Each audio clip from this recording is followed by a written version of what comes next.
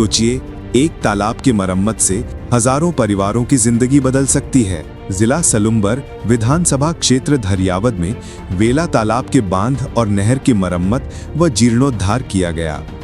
लसाड़िया तहसील के 2 गांवों के कुल 130 से अधिक परिवार अब सीधे लाभान्वित हो रहे हैं। 2.20 करोड़ रुपए के अनुमानित बजट में से 1.24 करोड़ रुपए के कार्य पूरे हो चुके हैं। अब यहां जल स्तर बढ़ा है, टेल एरिया तक पानी पहुंच रहा है और काश्तकारों को बेहतर सिंचाई सुविधा मिल रही है।